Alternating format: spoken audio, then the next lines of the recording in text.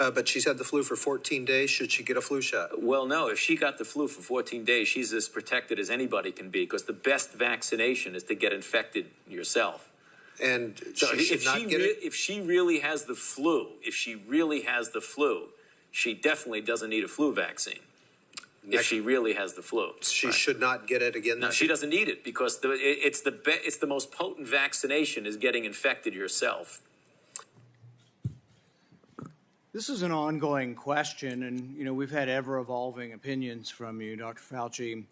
Currently, antibody surveys show that 80% of children, approximately 80% of children, have had COVID, and yet there are no guidelines coming from you or anybody in the government to take into account their naturally acquired immunity.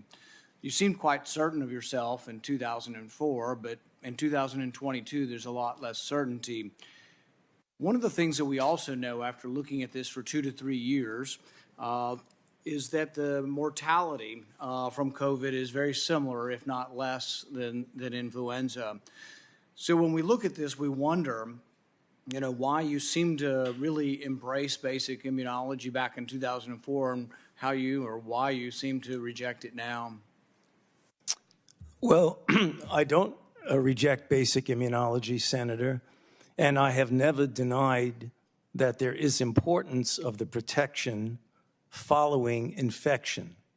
However, as we have said many times, and as has been validated by the authorization by the FDA through their committee and the recommendation by the CDC through their committee, that a vaccination following infection gives an added extra boost. And that film that you showed is really taken out of context. I believe that was when someone called in who had a reaction to a vaccine and asked me through a telephone in the interview if they should get vaccinated again. So it was in the context of someone who had a reaction.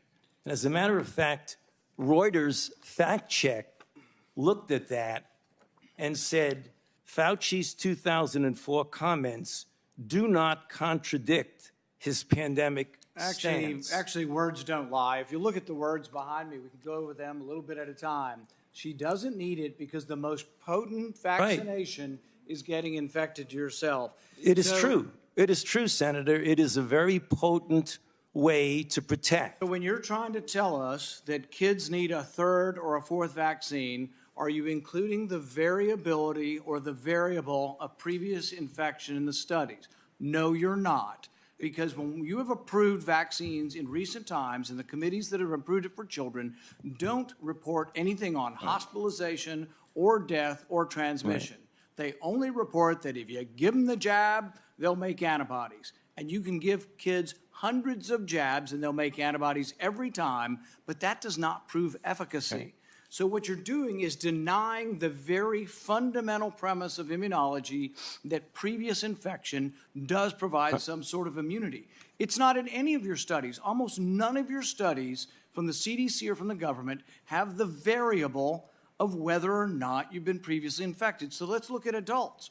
I've had 3 infections. Should I get a 4th one?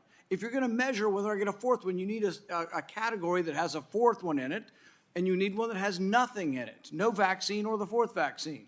But you also need to know whether they've been infected. If you ignore whether they've been infected, you're ignoring a vaccine, basically, so you're ignoring a variable. So what you're giving us is you decry, and people decry vaccine hesitancy. It's coming from the gobbledygook that you give us. You're not paying attention to the science. The very basic science is that previous infection provides a level of immunity. If you ignore that in your studies, if you don't present that in your committees, you're not being truthful or honest with us.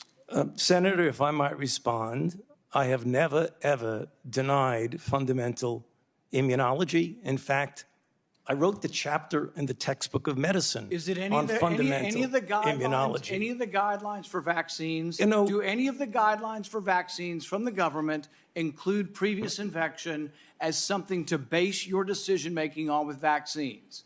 Do any of the guidelines involve previous infection? That's why you're ignoring previous infection, because it doesn't involve any of the guidelines. And furthermore, We've been asking you, and you refuse to answer, whether anybody on the vaccine committees gets royalties from the pharmaceutical companies. I asked you last time, and what was your response? We don't have to tell you. Right. We've demanded them through Freedom of Information Act, and what have you said? We're not going to tell you. But I tell you this, when we get in charge, we're going to change the rules, and you will have to divulge where you get your royalties from what companies, and if anybody in the committee has a conflict of interest, we're going to learn about it. I promise you that. Mr. Chair, can I respond to that, please? May.